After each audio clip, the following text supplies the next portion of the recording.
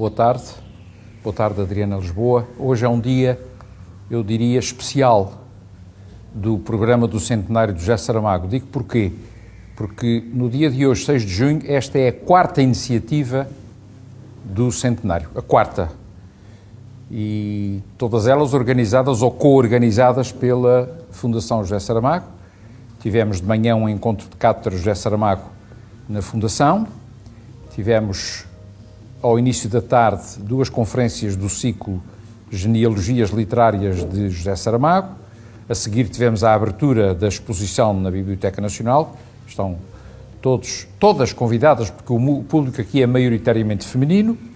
E temos agora uma sessão dos legados saramaguianos com a Adriana Lisboa, quem eu agradeço muito ter vindo aqui, e esta pequena espera.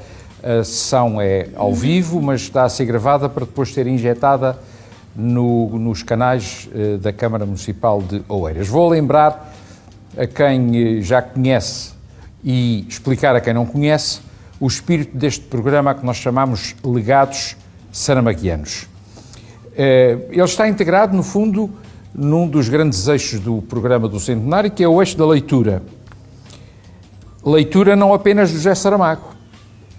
Justamente nós chamamos legados saramaguianos a ações que traduzem uma multiplicação de leituras. São sessões com escritores de língua portuguesa. Esteve aqui já comigo o José Luís Peixoto e o Afonso Reis Cabral, se não é, e a Ana Margarida de Carvalho. Na sexta-feira estive em Évora com o José Luís Peixoto, em Avis esteve há alguns dias o João Tordo com o meu colega António Saez Delgado, e a ideia é estabelecer uma ligação de José Saramago com o nosso tempo, à luz deste sentido do legado, que é uma coisa diferente de herança. Um legado deixa-se a qualquer pessoa. Uma herança tem uma espécie de endereçamento jurídico muito preciso, e não é para qualquer pessoa, mas um legado, todos nós somos legatários do Saramago, de certa forma, no sentido em que todos nós lemos o Saramago, dialogamos com a obra dele e de alguma forma beneficiamos, enquanto legatários, dessa obra. Ora, no caso dos legados saramaguianos e da ligação que se estabelece entre o Saramago e escritores de língua portuguesa, há duas coisas que é preciso sublinhar. Uma é que isto está na linha do pensamento do Saramago, e ele escreveu, e até em textos de grande representatividade simbólica, isto é, ele teve bem a noção de que, embora ele tivesse ocupado e ocupa ainda o centro da cena literária em língua portuguesa, em Portugal e fora de Portugal, que era preciso também, de alguma forma, dar lugar aos outros, às outras gerações. Eu vi, com os meus olhos, fora de Portugal, o José Saramago, sendo já escritor consagrado, bater-se e promover outros escritores portugueses e de língua portuguesa. Está nessa linha, mas também está numa outra linha que eu quero sublinhar. Nós não estamos aqui para fomentar os filhos e as filhas do Saramago. Nós estamos aqui para olhar para os escritores que são de gerações subsequentes, não necessariamente como seguidores. Não sei se a Adriana Lisboa, daqui podemos falar disto daqui a pouco, padece de alguma forma daquela ansiedade da influência de que falou o Harold Bloom. Não é isso que está aqui em causa. O que está aqui em causa, e vou repetir, Adriana, uma imagem que tenho usado muito, é saber como escritores de língua portuguesa de agora lidam com esta pedra que está no meio do caminho. Porque, para todos os efeitos, para o bem e para o mal, o Saramago é uma pedra no meio do caminho. Quando o Drummond de Andrade escreveu este poema, ninguém sabia bem o que era aquela pedra no meio do caminho. E até hoje, se calhar, não se sabe. Sabe-se sim que há alguma coisa que não se pode evitar. E, portanto, é este o espírito. Passa-se com o Saramago hoje, penso eu, e eu olho muito para o desenvolvimento da história literária portuguesa, é a minha profissão, o que se passou há 20, 30, 40 anos com o Fernando Pessoa. Era muito difícil escrever poesia depois do Fernando Pessoa. E com o que se passou com a ficção portuguesa da primeira metade do século XX, com essa de Queiroz. Como é que vou escrever romances depois dessa de Queiroz? Como é que vou escrever poesia depois de Pessoa? Como é que vou escrever romances depois do Saramago? E é isto que eu chamo pedras no meio do caminho. A Adriana Lisboa é uma escritora hoje consagrada, foi Prémio José Saramago, mas não é só por isso que ela está aqui, foi, salvo erro, o segundo Prémio José Saramago e a primeira mulher que o recebeu, ou o terceiro Prémio José Saramago. Eu engano-me sempre, já disse aqui que o José Luís Peixoto tinha sido o mais jovem, mas não tinha sido o mais jovem. Foi Prémio José Saramago, mas ela está aqui também porque tem uma obra vasta, traduzida em muitos países e com uma diversidade temática que, em alguns pontos, eu sou capaz de ligar a certos sentidos temáticos da obra do Saramago, sem com isto estabelecer uma ligação de causa e efeito, mas sim colocando a obra da Adriana Lisboa na nossa contemporaneidade e em valores que são importantes para nós. Direi ainda que a Adriana Lisboa tem formação académica, é mestre em literatura brasileira e doutora em literatura comparada pela Universidade do Estado do Rio de Janeiro, onde eu já fui professor visitante, ali perto do Maracanã, verdade? já fui, perto do Maracanã. Foi pesquisadora visitante do Centro Internacional de Estudos Japoneses e na Universidade do Novo México, e foi escritora residente na Universidade da Califórnia, Berkeley, onde eu já fui professor visitante. Já foi ainda nunca nos cruzámos. Pois é. Berkeley é um lugar magnífico. É um lugar maravilhoso. Pronto. A UERJ também, mas Berkeley é de facto outra coisa. Mas entre Berkeley e a UERJ eu fico com a UERJ. Fica com a UERJ, está bem. Livros, vários romances, Todos os Santos, Hanoi, Azul Corvo, Rakushisha, que tem a ver com a experiência japonesa da Adriana Lisboa, Um Beijo de Colombina, Sinfonia em Branco, que foi o livro de 2001 que ganhou o Prémio José Saramago, poesia também, contos, livros infanto-juvenis, mas no meu trabalho de casa eu apercebi-me de que a obra da Adriana Lisboa lida com temas como a memória, o olhar não muito otimista, para usar uma figura de retórica chamada litote, o olhar lançado sobre o Brasil atual do ponto de vista político-social, a viagem, e a viagem é um motivo saramaguiano, a descoberta, designadamente a descoberta de cenários como o Japão, o silêncio. Eu julgo que o grande sentido da Sinfonia em Branco é o silêncio e a vivência num universo interpessoal feito justamente de silêncios, de vazio, de brancura, não é? Chamava-se, não sei se ainda se chama em linguagem radiofónica, um branco ou uma branca a um momento de silêncio. E, portanto, é de tudo isto e do mais que eu agora não digo que é feita a obra da Adriana Lisboa, e eu, que tenho aqui várias questões para lhe colocar, tenho que começar pela questão da pedra no meio do caminho. Adriana, o Saramago é uma pedra no meio do caminho? Não, de modo algum. Bom, boa noite em primeiro lugar a todas e a todo, o Paulo, meu marido, que aqui está. Muito feliz de estar aqui com vocês, agradecida pelo convite do Carlos, muito agradecida e honrada com a presença da Pilar Del Rio aqui e de outras amigas queridas. Não, o Saramago nunca foi uma pedra no caminho para mim, acho que nunca será. Acho que as relações talvez sejam um pouco diferentes para nós brasileiros com a obra dele, com relação aos autores portugueses. Acho que, sem dúvida, a presença do Saramago aqui, talvez essa responsabilidade da herança, né, ou de como você falava, do legado, tenha um peso diferente aqui do que tem no Brasil. Mas Saramago, como autor, para mim, é um grande amigo. E é um amigo que me acompanha há muito tempo. Eu comecei a ler Saramago muito cedo, na adolescência ainda, com imensa dificuldade, porque aquilo era difícil. E eu, para entrar no livro do Saramago, aquilo me custou muitas tentativas, até eu finalmente conseguir, né, me acostumar ou acostumar os meus ouvidos, né, com a música do texto do Saramago. E a partir de então eu tinha por aí meus 17, 18 anos e se tornou um autor muito importante para mim, alguém, e a gente está falando disso de algumas décadas atrás, naturalmente, mas alguém cujos novos lançamentos no Brasil eu aguardava com imensa antecipação e alegria e ansiedade. Então, para mim, sempre foi essa companhia, não apenas com relação à influência, com muitas aspas, naquilo que eu escrevo, mas também no meu prazer de leitora, né? Que eu acho que é o nosso primeiro interesse pelos livros, essa companhia, essa amizade, né? Essa presença que enriquece a nossa vida tanto. Então, para mim, acho que de modo algum, acho que jamais tive essa sensação. Há dias, Adriana, a Pilar fazia-me uma pergunta em público, daquelas que me deixam assim um pouco assustado, sobre a minha leitura do Saramago. Eu disse, vou fazer o meu ranking do Saramago. E fiz 3 livros. Não são os únicos 3 grandes romances do Saramago, mas eram os meus. Como é o seu ranking das obras do Saramago, se tivesse que o fazer? Olha, Ricardo Reis, para mim, é o grande livro. Estamos de acordo. Vamos aos outros 2. Bom, eu tenho um amor muito grande pelo Memorial do Convento. Segunda coincidência. Segunda. E depois A Jangada de Pedra. Muito bem.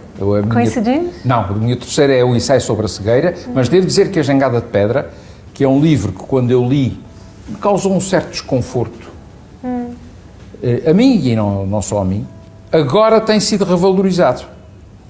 E tem sido revalorizado, a palavra é da Adriana, não é minha, mas já agora eu digo isto, tem sido revalorizado, porque é um daqueles livros do Saramago em que nós demoramos algum tempo a perceber que ele tinha razão antes do tempo, e porque é um livro em que ele resolve ou dá elementos importantes para resolver aquilo que é um bloqueamento na cultura portuguesa, que é a questão do iberismo.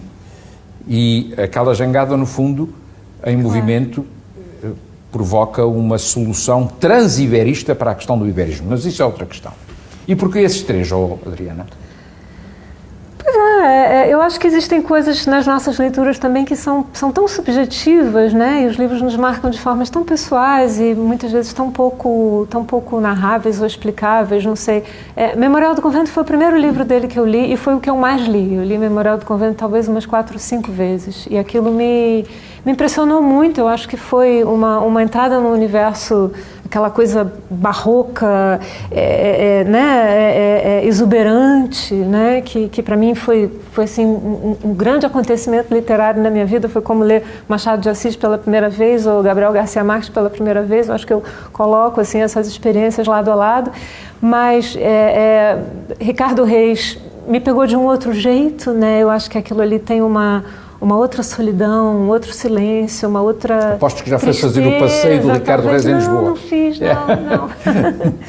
E a Jangada de Pedra, por essas questões que você colocou, né, por essa grande metáfora da Península Ibérica que se destaca do continente, vai migrando para o sul, e pelos afetos, né? Eu acho que uma das grandes características para mim da obra de José Saramago é o tratamento dos afetos, não apenas dos amores, mas dos afetos entre as pessoas e da ética das relações, não é? Eu acho que isso é... Antes de passar a palavra para o público, e se eles não fizerem perguntas, nós fazemos perguntas a elas, antes de passar a palavra, eu vou fazer 3 perguntas, vou colocar 3 questões saramaguianas. Saramaguianas, entenda-se, porque dizem respeito de algum modo ao Saramago, mas que eu vou colocar em função da experiência da escritora Adriana Lisboa. E a primeira é esta: a Adriana Lisboa vive fora do Brasil, não sei se há muito tempo, se há pouco tempo. Há muito tempo, 15 anos. Vive fora do Brasil, o Saramago também viveu fora de Portugal muito tempo, e no entanto continua a escrever sobre o Brasil. Sim, em português, embora viva nos Estados Unidos. Isso mesmo. Como é que um escritor que está fora escreve sobre o seu país? Na literatura portuguesa há exemplos mais do que excelentes sobre isto. Curiosamente, o Machado de Assis nunca saiu do Brasil, mas isso é outra história. Como é que um escritor que está fora do Brasil, ou uma escritora, escreve sobre o Brasil? Com esse olhar que não é mais um olhar imerso na cultura, mas que é um olhar interessante, a meu ver, porque existe um certo distanciamento, né? Existe uma certa perspectiva geográfica mesmo, de ser de lá, mas não estar lá, né? E estar em outro país ao qual eu não pertenço, embora seja cidadã, bom, eu vivo nos Estados Unidos há 15 anos e sou cidadã estadunidense, mas é um país ao qual eu não pertenço, em muitos sentidos. Então, esse meio do caminho, né, como uma espécie de jangada de pedra mesmo, de estar ali um pouco deslocada de mim mesma. Mas o Brasil é o que me formou, né? O que eu sou, é a língua que eu falo em casa, é a língua que eu falo com minha família. E eu acho que não saberia escrever sobre outro lugar ou em outra língua. E mesmo os livros, e foram alguns que eu escrevi ambientados em outras paisagens geográficas, como Japão, Vietnã, o próprio Estados Unidos, são países são livros que trazem o Brasil de uma forma muito contundente e estrutural. Então, talvez uma questão biográfica mesmo, para mim, dessa importância. Permite às vezes ver melhor. Talvez não ver melhor, mas ver diferente. Né? Isso. Nós temos um grande ensaísta já desaparecido na nossa cultura, que é o professor Eduardo Lourenço, que viveu toda a sua vida fora de Portugal e que escreveu constantemente sobre Portugal. E eu acho que havia muita gente até que não sabia que ele vivia fora de Portugal. Nós temos um grande escritor chamado Eça de Queiroz que viveu toda a sua vida fora de Portugal. E não há retrato do Portugal do século XIX como aquele. Não é? Bom, a segunda questão, também ela com um toque saramaguiano, é esta.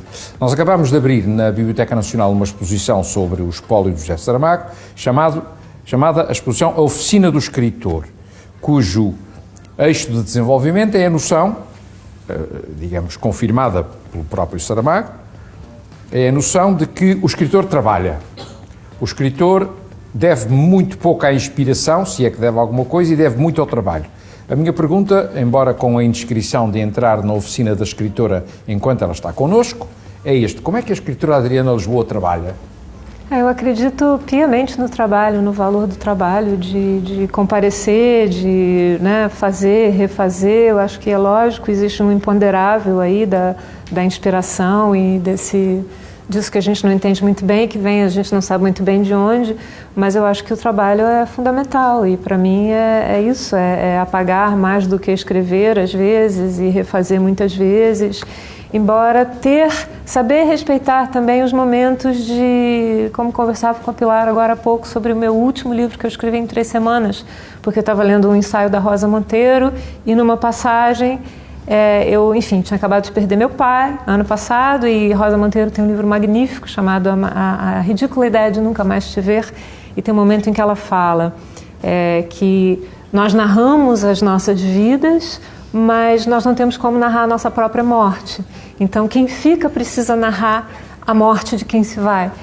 E eu me levantei da leitura e fui para o computador e escrevi um livro em 3 semanas, que foi um livro que foi completamente sem estrutura, sem planejamento, sem pesquisa, sem nada.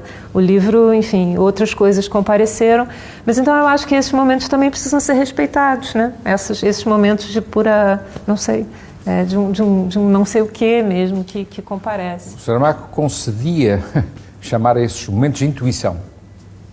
Acho que podemos chamar. E teve intuições, algumas delas até traduzidas num título que apareceu, ou que ele pensava ter visto. E a Jangada de Pedra, no manuscrito da primeira página, onde está o título, tem 2 tentativas. Uma é Mar Aberto, outra é A Pele de Boi, que é de uma frase do Estravão, que aliás vem citada na contracapa do livro, e outra é A Jangada de Pedra. Não apareceu logo à primeira, mas apareceu, e um belo título, aliás, diga-se de passagem. A Jangada de Pedra é um título magnífico. Sem dúvida. Terceira questão, Adriana, que eu vejo aqui, as informações que eu tenho aqui foram retiradas do site da Adriana, portanto são informações autorizadas. Tenho aqui um livro seu, antigo já, Os Fios da Memória, 1999, fora do prelo. O que é que isto quer dizer? Quer dizer que é um livro censurado. Autocensura. É porque o Saramago publicou em 1947 um livro que deu o nome de Terra do Pecado e depois nunca mais o publicou e resolveu depois publicá-lo. E eu, aqui há dias, numa sessão parecida com esta, debatia-se isso. Quer dizer, o que é que um escritor faz com um livro de juventude no qual deixa de se rever, mas relativamente ao qual, quer dizer, um dia a Adriana Lisboa republicará este seu livro, Os Fios da Memória? Eu acho esse livro muito ruim, mas eu acho que talvez não relançar esse livro tenha um quê de arrogância também. Eu acho que às vezes a gente não quer ver certas, né? Mas, enfim, foi um livro muito importante para mim, foi o primeiro romance que eu escrevi. Eu tinha 26 anos de idade, foi um desafio. Naquela época não havia internet, era um livro que tem muito de romance histórico, então eu ia para a Biblioteca Nacional, que você deve conhecer, na Cinelândia, fazer pesquisas e tal. E foi um livro muito importante, mas de algum modo aquilo me parece pretensioso, aquilo me parece que quer abarcar o mundo, assim, né, naquele contexto. Mas acho que isso da gente não relançar tem um bocado de arrogância, assim. Tem um livro do Saramago, um livro de poemas, que são os Poemas Possíveis, do qual eu gosto muito. E eu gosto muito desse título, Os Poemas Possíveis. Então aquele romance talvez seja um romance possível naquele momento.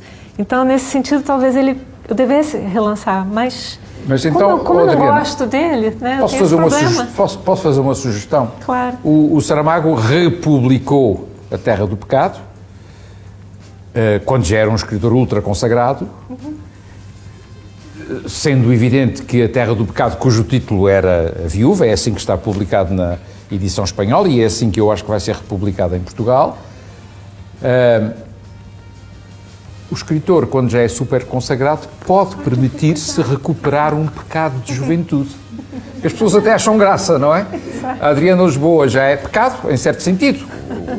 Um livro que não era um livro amadurecido, evidentemente, acontece com todos.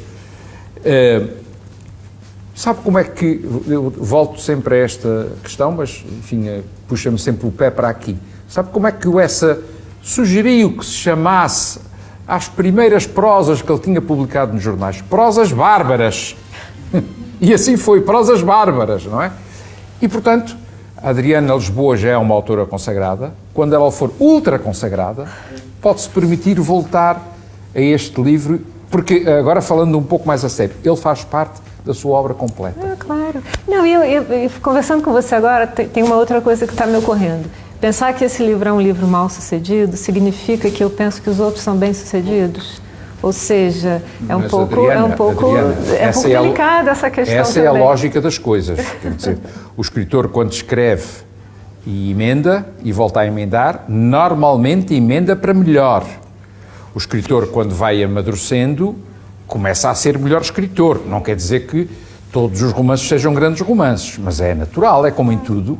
Os professores também são assim, quando têm mais experiência, suponho eu, são melhores professores. Mas não sei se a gente evolui assim, dessa forma, não sei. Bom, eu gostava de ouvir questões vossas para a Adriana Lisboa, seja sobre a obra dela, seja sobre a maneira que ela tem de ser escritora, porque cada escritor tem uma maneira de ser escritor, seja sobre a relação literária da Adriana Lisboa com o Saramago, o que quer que seja, mas por favor não me deixem ficar mal, porque eu disse-lhe que o público português era muito perguntador. Ali.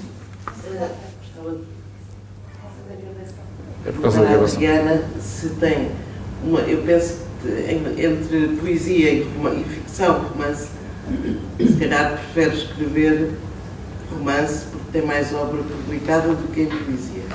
Mas a pergunta que eu fazia nem é o que é que prefere, é por que motivos é que às vezes na sua carreira surgem livros de poesia, ou seja, há estados da vida que a levam a escrever poesia diferentemente de romance?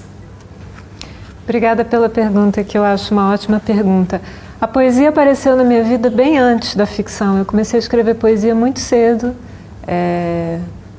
Enfim, passei a adolescência toda escrevendo poesia, estudei música, eu só tenho formação em música, trabalhei com música durante alguns anos, mas queria trabalhar com literatura e me perguntei, bom, o que a pessoa faz para trabalhar com literatura? Bom, publica um livro. E que livros se publicam?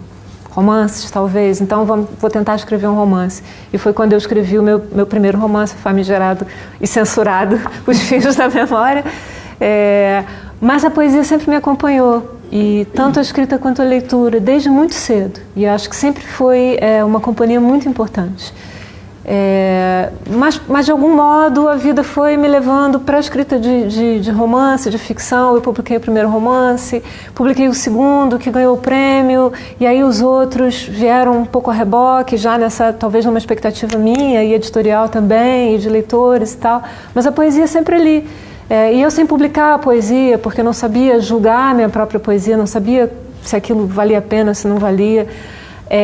Até que em 2014 eu tive uma outra perda muito importante, que foi a perda da minha mãe, e pronto, eu acho que de lá para cá as coisas mudaram muito para mim, porque o contar histórias passou a ficar um pouco mais difícil, talvez, sabe? Isso de seguir um fio narrativo, a coisa começou a ficar um pouco mais desconstruída e mais fluida, e nesse sentido a poesia passou a ser uma companhia para mim, na hora da escrita, muito mais relevante nesse momento, né, e lá se vão 8 anos, do que a prosa. Então foram 8 anos durante os quais eu publiquei 4 livros de poesia. Eu que nunca tinha publicado poesia, eu publiquei 4 livros nesses últimos 8 anos.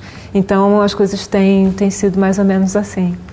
Mas eu acho que a minha prosa de ficção incorpora muita poesia também. Eu acho que a poesia está presente ali. Muito bem. Marina, quer fazer uma pergunta? Então faça lá. Eu sabia que ela queria fazer uma pergunta. Marina foi minha aluna. Olá, boa tarde. Existe entre os escritores algo bastante consensual, ou pelo menos eu já ouvi isto de vários autores, estou-me a lembrar do Nuno Camarneiro, que chama a Não, que é o facto de o processo de escrita não ser uma coisa completamente consciente, por vezes ser quase como se a informação estivesse a vir de outro sítio e se fossem canais para a produção. O que eu gostava de saber na obra da Adriana, quanto é que é profundamente consciente, fruto daquele trabalho de que estávamos a falar, e quanto é que é essa mão invisível que realmente vai guiando a obra até ela tomar um corpo. Então, Hemingway dizia que a gente devia escrever bêbado e editar sóbrio, né? Acho que era Hemingway que dizia isso. E nele não era difícil de fazer isso. Não, bom, talvez o editar sóbrio fosse um pouco mais difícil, mas o escrever bêbado era bastante fácil. Bastante fácil. E eu acho que enfim, talvez eu tenho muitas ressalvas com Hemingway, mas eu gosto desse princípio, né? De que o momento da criação pode e deve ser um momento de muita abertura e de muito pouca censura.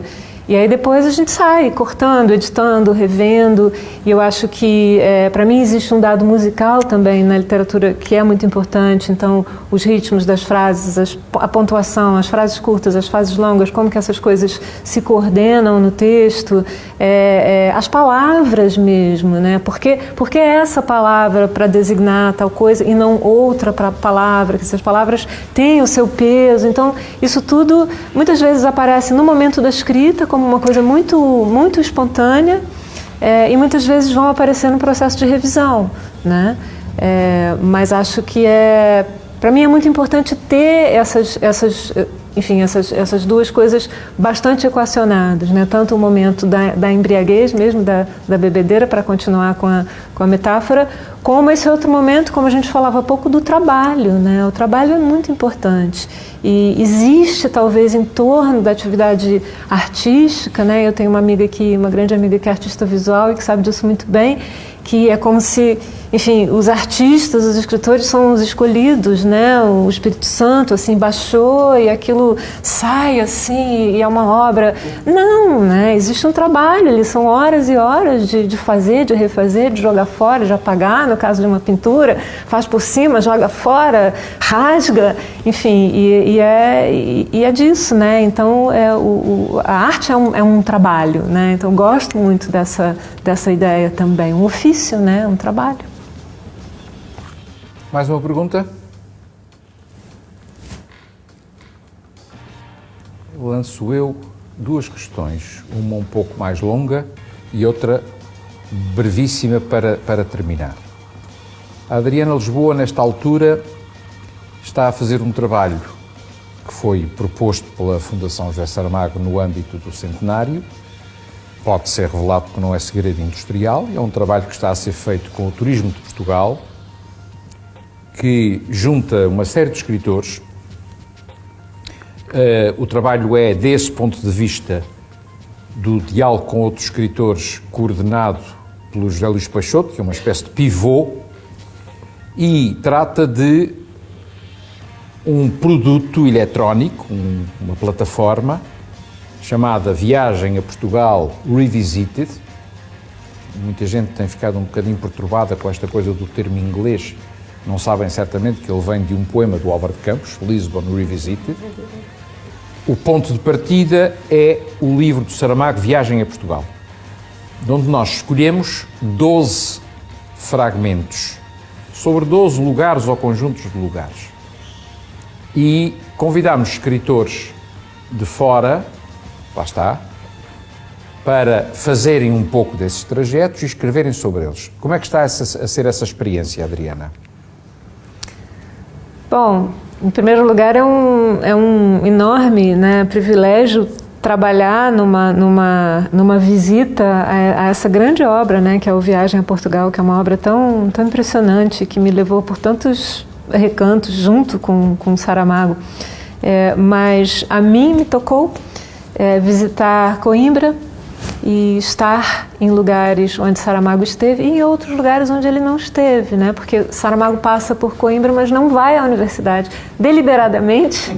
E nós fomos à universidade e gravamos um trecho de Viagem a Portugal na Biblioteca Joanina, da Universidade de Coimbra. Então foi uma forma de trazermos outras viagens saramaguianas para a viagem saramaguiana, né? Como se a gente estivesse trazendo ele pela mão e falando, olha, José Saramago, vamos entrar aqui na biblioteca um pouquinho, né? Que seja, e talvez ver os morcegos um pouco e que outros elementos, né, a gente pode trazer para essa viagem do Saramago, porque não se trata de fazer, naturalmente, de repetir o que ele fez ou de reler o que ele fez, mas de trazer a nossa experiência de visitantes e de leitores e de autores contemporâneos para essas paisagens. Quer dizer que contaram a história dos morcegos? Sim, mas... Pronto. A história dos ratos de biblioteca na Universidade de Coimbra é a história dos morcegos de biblioteca, que eu conto para quem eventualmente não saiba. Na Biblioteca Joanina há morcegos que comem os bichinhos, os bibliófagos.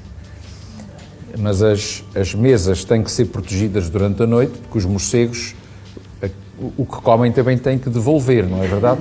E isso estragaria as mesas, que são mesas lindíssimas de madeira do Brasil. Essa história é magnífica, eu acho essa história magnífica. E eu vi, inclusive, as frestas por onde os morcegos saem, eles são muito bem cuidados, inclusive, porque é uma simbiose, né? Eles estão ali.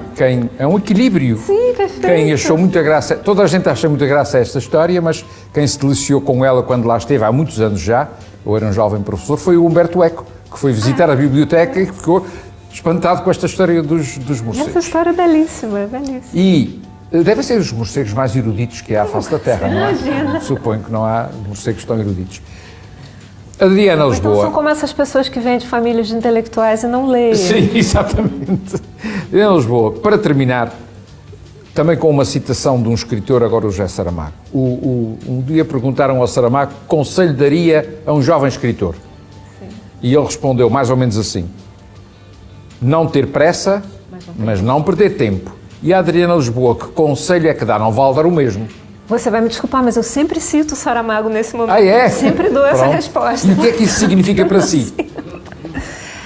Eu acho que ela é um pouco autoexplicativa, e ela é tão boa, né? É um achado tão grande, porque eu acho que quando a gente é jovem, a gente sempre acha que tem muito pouco tempo, que precisa fazer tudo para ontem, né? Precisa fazer tudo agora, porque que para mim é o meu problema do meu primeiro romance, por exemplo, porque eu achava que todos os temas do mundo tinham que fazer parte daquele romance. E no segundo eu falei, não, basta um, né? Não precisa ser todos, basta um tema. E através de um tema você, inclusive, pode espraiar para muitas coisas mais. Então eu acho que é essa ansiedade, né, a qual o Saramago se referia e que para mim é o que faz todo sentido. Então assim, ir com calma mesmo, né, ir com calma, mas também não achar que não é preciso trabalhar, né? A gente volta à ideia do trabalho, né? Aliás, nesse aspecto o Saramago disse uma vez uma coisa quando ganhou o prémio, sobretudo quando ganhou o prémio Nobel. Talvez já tenha dito antes, mas disse-a muito quando ganhou o prémio Nobel. Então, mas estava à espera de ganhar o prémio Nobel. Eu acho que ele estava, mas isso é outra coisa. Estava à espera de ganhar o prémio Nobel e tal. E ele dizia, eu sempre me regi pela seguinte filosofia: o que tiver de ser meu, às mãos me há de vir parar. Mas depois retocava isto, porque não vá pensar-se que a pessoa fica quieta sem fazer nada à espera que as coisas aconteçam. Aliás, nesse aspecto há uma citação do Ricardo Reis, que às vezes as pessoas citam como sendo um achado apreciado pelo Saramago e não o era. Eu perguntei-lhe isso quando fiz com ele os diálogos com José Saramago, que é a famosa citação de contentar-se com o espetáculo do mundo. Não é? Devemos contentar-nos com o espetáculo. O sábio é o que se contenta com o espetáculo do mundo. E eu perguntei-lhe o que é que pensa desta frase, e ele disse-me: isso é um disparate que o Ricardo Reis inventou, porque isto é tudo anti-saramaguiano, que não está parado a contemplar o espetáculo do mundo. Até porque o espetáculo dói muitas vezes, o não dá para espetáculo do mundo não é lá grande coisa, sim, não. Então, nas últimas décadas não tem sido. Bom, eu não gosto muito de prolongar estas sessões, porque acho que elas valem mais pela qualidade do que pela quantidade. A Adriana Lisboa respondeu aqui a várias questões, algumas delas não eram fáceis, uma ou outra era até um bocadinho insidiosa, mas acho que nos deu um testemunho muito interessante do que é a relação dela com a literatura, do que é a relação dela com uma pedra no meio do caminho, e portanto eu só tenho a agradecer à Adriana Lisboa ter-nos propiciado este momento de reflexão. Agradeço e eu. aos mais que estiveram aqui. Muito obrigada. Aplaudimos a Adriana Lisboa.